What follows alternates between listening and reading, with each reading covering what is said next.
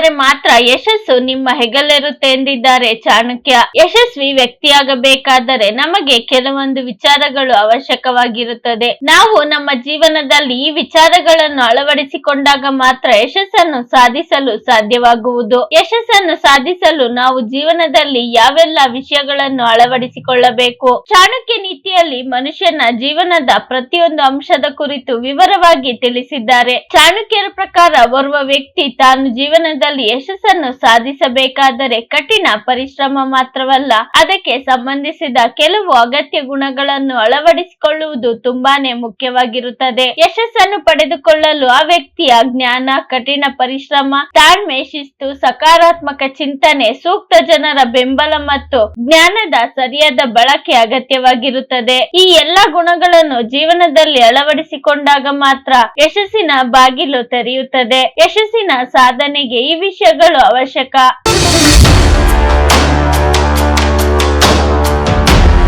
ಕಠಿಣ ಕೆಲಸ ಮತ್ತು ಸಮರ್ಪಣೆ. ಕಠಿಣ ಪರಿಶ್ರಮವನ್ನು ಮತ್ತು ಸಮರ್ಪಣೆಯನ್ನು ಜೀವನದಲ್ಲಿ ಅಳವಡಿಸಿಕೊಳ್ಳುವುದು ಯಶಸ್ಸಿನ ಕೀಲಿಯಾಗಿದೆ. ನೀವು ಯಶಸ್ಸನ್ನು ಸಾಧಿಸಬೇಕೆನ್ನುವ ಕನಸನ್ನು ಹೊಂದಿದ್ದರೆ ಸಾಕಾಗುವುದಿಲ್ಲ.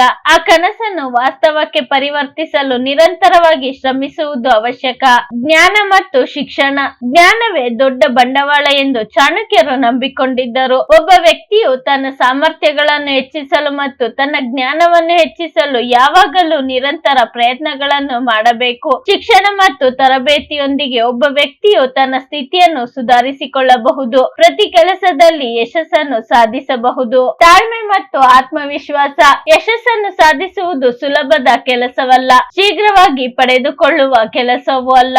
ಯಶಸ್ಸನ್ನು ಸಾಧಿಸಲು ಅದಕ್ಕೆ ಸಾಕಷ್ಟು ಸಮಯದ ಅಗತ್ಯವಿರುತ್ತದೆ. ಅದಕ್ಕಾಗಿ ಜನರು ತಾಳ್ಮೆ ಮತ್ತು ಆತ್ಮವಿಶ್ವಾಸವನ್ನು ತನ್ನಲ್ಲಿ ಅಳವಡಿಸಿಕೊಳ್ಳಬೇಕು. ಒಬ್ಬ ವ್ಯಕ್ತಿ ಯಾವುದೇ ವೈಫಲ್ಯಗಳಿಗೆ ಹೆದರಬಾರದು, ಬದಲಾಗಿ ಅವುಗಳನ್ನು ಕಲಿಯುವ ಅವಕಾಶಗಳಿಗಾಗಿ ಮುಂದೆ ನೋಡುತ್ತಲೇ ಇರಬೇಕು.